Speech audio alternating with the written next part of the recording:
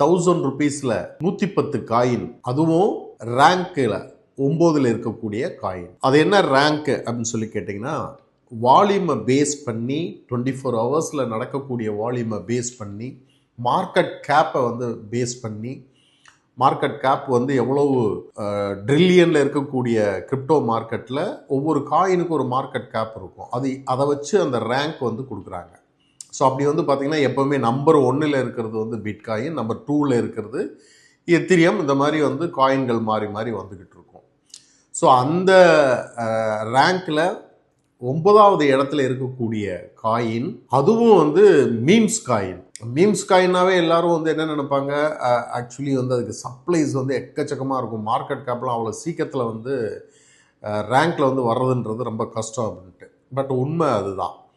But அதையும் மீறி supply அதிகமாக இருந்தாலுமே ரேங்க்கில் அடித்து வர்ற காயின்கள்லாம் வந்து உண்டு.